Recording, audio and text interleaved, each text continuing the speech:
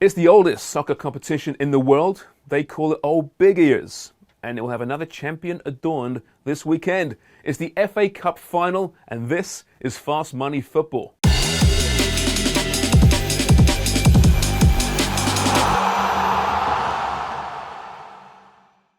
On Wednesday, we crowned Coppa Italia champions, and this weekend we'll crown England's FA Cup champion. And despite the rise of the Champions League and the power of the Premier League, the FA Cup still holds a special place in the hearts of many football fans, even if it's been dominated by the usual suspects. In fact, this speaks for itself. Arsenal have owned the cup, really, winning it 14 times, most recently in 2020, while Manchester United have 12, Chelsea 8 along with Spurs, and Liverpool at 7. Last year, we had a fresh-faced Leicester surprising Chelsea, mind you, although the biggest shock in recent years was back in 2012-2013 when Wigan Athletic beat Man City. I still can't believe that really happened. Did it really happen? Anyway, this year, we won't have a true shock regardless of the result. But both Liverpool and Chelsea have a lot more riding on this than we generally see, and that should make for an incredibly intense matchup. Chelsea have endured a season from hell, let's face it. And that's nothing to do with their inconsistent form that still sees them third in the table. The enforced sale of the club and the freezing of its accounts has put the club's future in doubt. Now, it does appear there's a positive outcome weeks away once American Todd Boehly's bid is approved. But for Chelsea fans, they just want some good news. And a 9th FA Cup would be just that. As for Liverpool, quadruple is the word. But with Man City taking the edge in the league, now minus 1,000 to take England's crown jewel, the Reds are eyeing a still remarkable cup treble of Carabao Cup, FA Cup, and of course Champions League. Even a cup double would seem pretty amazing given what's happened so far this season. But a loss to Chelsea and the pressure really begins to mount, or should I say, Mason Mount. What an end to the season though. Albert Vertanian and Sarah Pereira will stop by shortly and break down the lines ahead of Saturday. But before that, let's go on a nostalgia trip and see exactly how these two teams got to Wembley in the first place.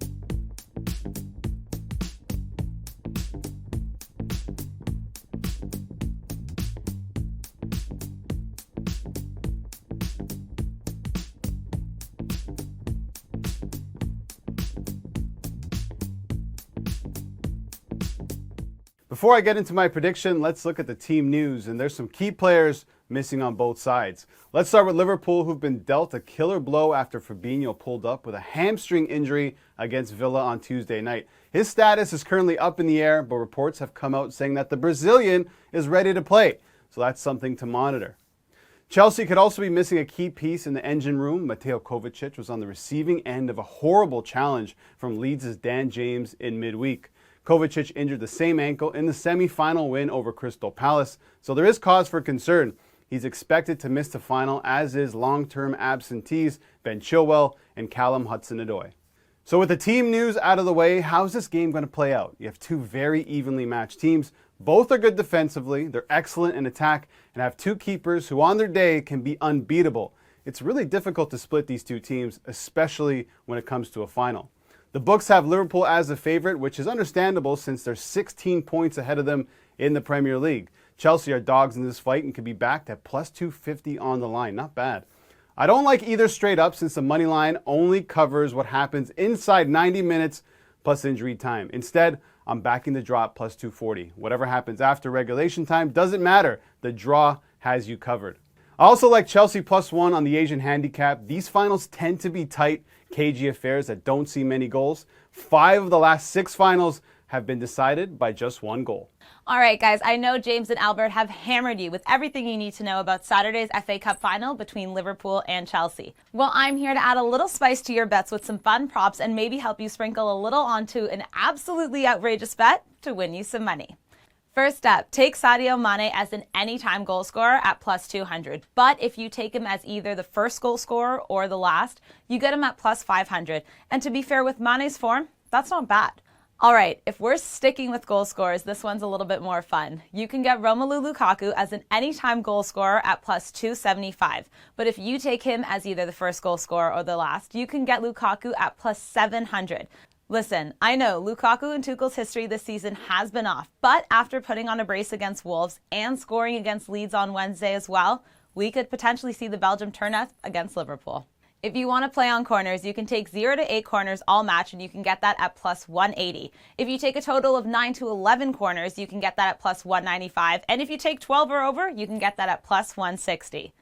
Now, if you want to play on cards, you can take the total number of bookings at over 3.5. And you can get that at minus 160. But if you take over 5.5 bookings, you could get that at plus 325. Andy Robertson and Fabinho have 4 yellows this season each. It could happen. And if you want to see red, you could get a red card at any time at plus 400. Fancy another one, Reece James? All right, now on to some absolutely outrageous parlays. Take Luis Diaz as an anytime goal scorer, plus Liverpool to win the trophy, plus both teams to score, and you can get that at plus 750. That's actually really likely to happen in my books. I don't hate this at all. Or you can take Mason Mount to score at any time. He just scored against Leeds on Wednesday, plus Chelsea to lift the trophy, plus over 2 goals in the match for both teams combined, and you can get that at plus 1100.